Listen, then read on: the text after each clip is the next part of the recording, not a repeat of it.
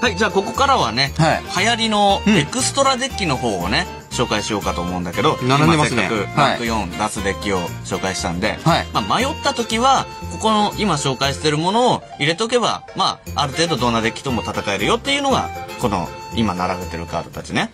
まずプトレマイオス。さっきも紹介した通り、エクシーズ素材を3つ取り除くと、さっき言ったランクが1個高いものになれるよっていう効果があるのね。だからここからノバに行ったり、ティラスに行ったり、プレアデスに行ったりダイヤに行ったりとかね、状況に応じて使いたいランク5に進化することができるよっていうのと、もう一つエンドフェーズにエクストラデッキからステラナイトモンスターを素材に吸収することができるよっていう効果があるのね。だからつまりどういうことかっていうと、最初から3体でエクシーズしてすぐこのランク5になってもいいし、2体でエクシーズってとりあえず言って、エンドフェーズにこのステラナイトを素材に入れて3体にするよで相手の行動を見てその3つ取り除いてなんか好きなのになるよっていうその選択肢がどっちか取れるのね。で2体でも作れるし3体でも作れるっていうところがすごい使いやすいところ。しかも相手ターンにその効果を使えちゃう。そう相手ターンに使えるよっていうのはどういうことかっていうと、誘発即時効果っていう効果に分類されるから、好きなタイミングでそのランクアップできるよと。遊戯王の中ではかなり自由に使える強い効果、そう自由度が高い効果になってる。で守備力も2600あるから単体でもね潰されにくいしね。で実はここに並んでるパーツで多分ここが全部それのパーツですかね。そうだね。これ関連。これ関連だね。まずプトレマイオスから進化する先がノバとティラスとプレアデスとダイヤだね。これダイヤの方の効果で載せるよっていうこともできるんだけど、一応こっちから効果で載せ替えるよっていうこともできるし、でノバに重ねる用のインフィニティだね。じゃあちょっとこれも一つ一つと教えていただきたいんですけど、まずここはちょっと後で一旦後にね。ティラスとプレアデスについて先に説明するけど、素材を取り除いてランクアップするのは好きなタイミングでできるので相手の行動にチェーンすることができるんだわな。つまりはこの素材3つある状態、例えば相手がブラックホールなんて打ってきた場合、ブラックホールだと1で打たれました、このまま何もしないとただ破壊されるんだけど、じゃあ2でこいつの効果発動するよ、ってなった時には素材を取り除きました、ティラスは効果で破壊されない能力があるのでこういう場合にはティラスになって1のブラックホールを効きませんでした破壊されませんでしたっていう使い方がこれでできるわけね。強い、で、もしくはプレアデスのパターンだね、相手がなんか厄介なモンスターっていう時には、じゃあもうすぐに3つ取り除いてプレアデスになりました、プレアデスも相手ターンで使える効果があるんで着地した時にもうすぐに素材を取り除いてなんかバウンスしますよ。なるほど。つまりあれですね、カステルとかを相手が、ちょっとまた置き方変わってくるんですけど、特殊召喚しましたと、素材持ってますよと、でその時に特殊召喚成功時、着地時だね、奈落タイミングとかですかね。そうだね。効果発動っつってプレアデス、でまた今度はプレアデスが特殊召喚成功した時っていうタイミングになって、これもまた奈落タイミング。で効果発動って言って結果このカステルは消えますよと。こいつが効果を発動する前に消しちゃうことができる。相手が除去してきそうだなってなったらこの動きをすればいいし、除去っていうかモンスターで除去しようとしたらそうすればいいし、魔法のさっき言ったブラックホールだとか、そういうのを発動しようとしたらチラスになればいいかな。で今度はさっき言ってたこっち側の説明になるんだけど、ノバはね、どっちかっていうとインフィニティになるための言葉は悪いんだけど踏み台っちゃ踏み台だったりもするんで、まずインフィニティの説明をするよ。インフィニティは何をするかっていうと、相手のじゃなくてもいいか、攻撃表示モンスターを吸収して攻撃力が素材の分上がるよっていう効果があるのね。つまり例えば相手がなんか攻撃表示立ってるやつを吸収なんて言って、つまり除去になるわけだね。アークナイト的な効果を的な効果で、さらに素材の数だけ攻撃力も上がるから打点のアップにもなると、やられにくくもなるし、強い、で、もう一つの効果が、素材を一つ取り除くことによって、なんか効果が発動したやつを無効にして破壊することができるよっていう、無効化能力も持ってるわけね。クエサー的な？クエサー的な。めっちゃ強いじゃないですか、それ。っていう効果になることができるよと。はい。そのためには、ノバから重ねないといけないよっていう。書いてありますね。なので、その経由としてノバになって、インフィニティになると。だってあれですよね、本来ならノバは機械の5のやつかける2で作んなきゃいけないところを、これで無理やり乗せてる。ちょっとインチキっぽいですよね。インチキっぽいけど、今手段はどうであれ今ノバなので、そこから重ねるよ。強いですね。いうことができる。その自分のターンで素材が3体簡単に揃ってますよっていう状態だと、もう蓋するためにすぐこれからこれなって、そうだね。これなると。自分のターン攻めに行くんだったら、自分のターンでインフィニティになればいい。プトレマイオスを使うんであれば、こちらのセットは割とよく見るセットなんじゃないかなと。で、残りはランク4でよく見るカードたちの、最近、このホープ・ザ・ライトニングのおかげで、ここの3枚もよく見るようになったね。はい。まずこのホープ・ザ・ライトニングがどうやって場に出るかっていうのを説明すると、これは希望をホープの上に重ねてください。希望をホープモンスターか。はい。はい。ホープモンスター、もしかしてこれも OK？ それも OK。だから、ホープにまずエクシーズした。はい。ここからこうなることもできるし、もちろん。それなれる。なれるし、ホープレイに一回なりますよと。ホープレイもその希望をホープの上に重ねてエクシーズ召喚するよっていう、召喚なんで、まあこうなります。そして、その上にさらにホープザライトニングになります。これ消費しないでね、すぐ慣れちゃう。これ、あれですよね。エクシーズチェンジタクティクス貼ってたら、ホープで1ドロー、ホープレイでもう2枚目ドロー、これで3枚目ドロー。3枚目ドローになる。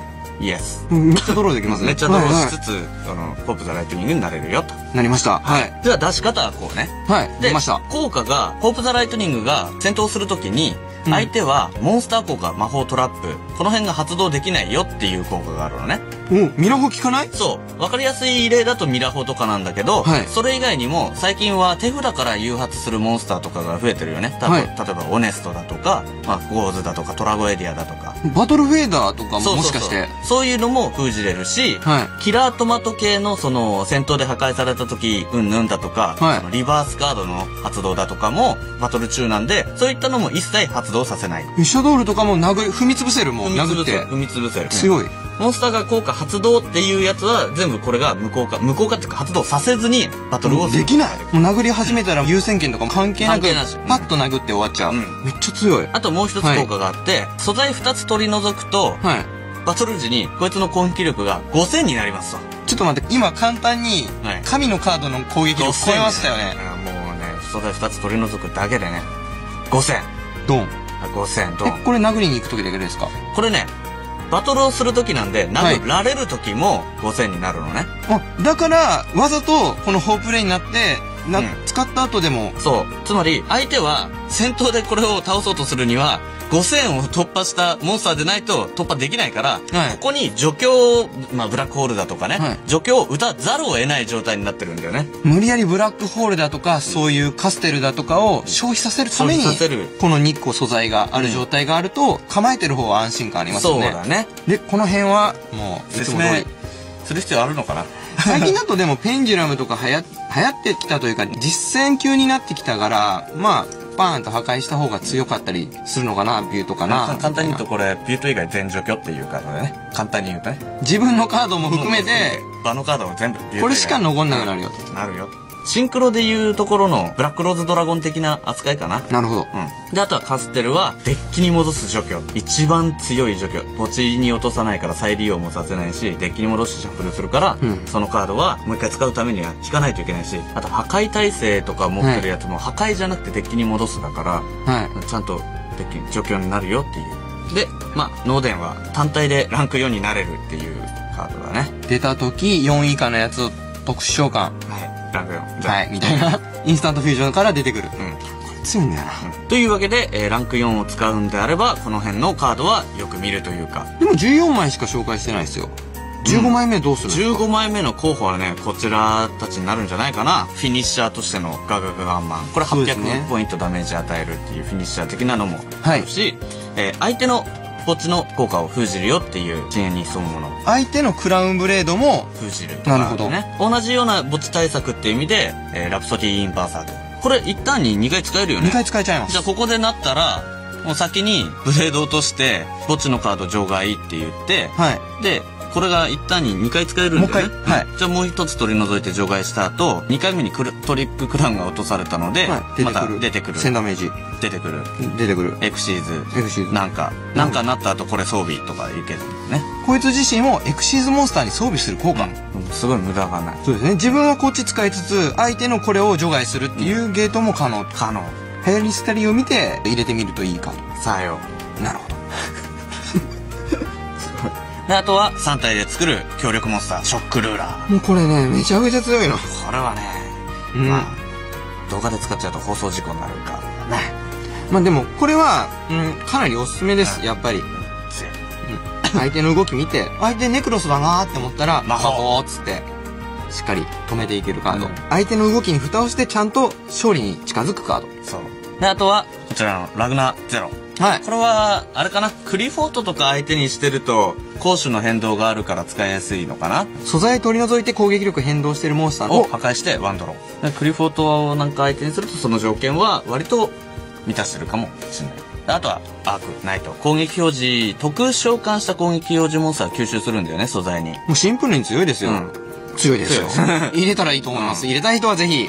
で、もう一つは、ダークリベリオンエクシーズドラゴン。出た。デュエルで笑顔。デュエルで笑顔。ね、今週もノルマ達成。素材を2つ取り除いて、相手モンスターの攻撃力を半分にして、その半分にした分をこいつに吸収するよっていう、フォースの昔からやってる人的には、持ってる。なるほど。半分吸って半分上がってるから、そのまま与えるダメージは2500。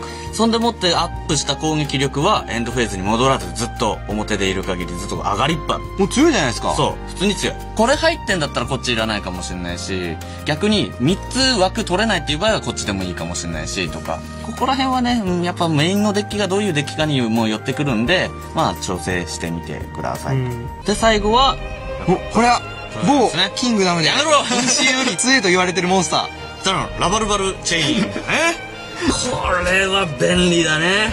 まあ今回はやっぱりこのギミック紹介してるから、多分これを使う場合はチェインになるかなとは思うんですけどね。たまにね、チェイン2枚あってもいいかなって思うタイミングがあったりする。これ結構枠も14枚も使ってるからな。そうなんだよね。まあだからそっちのね、枠を奪ってチェイン2枚目を入れるかっていうと若干怪しいは怪しいんだけど。そうですね。まあ強えしてるよと。強えよ。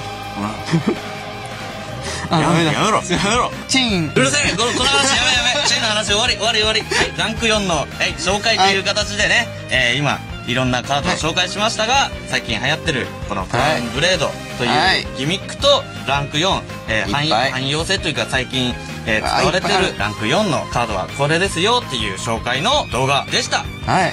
で、実際の対戦なんですけど、そうですよ、対戦ですよ。実際の対戦はね、いろいろ出張できるギミックなので、これはどうせだったらちょっと、最近、クラッシュオブリベリオンで、ミネルヴァというエクシーズ、これもランク4だからね。これ紹介してないじゃないですか。これね、これライトロードに入れるときは必要かなって感じで、この今日紹介した中の、ラインナップ的にはちょっとずれるかなっていう感じなんだけど。じゃあこれ動画の時に紹介します？そう。で、俺は今回ライトロードに出張させて作ってみたよっていうデッキを作ってみたので、まあこれで対戦します？対戦をやっちゃいます？やってみましょう。はい。じゃあ対戦の様子はそちらをご覧ください。よろしくお願いします。ありがとうございました。つえー。やめろ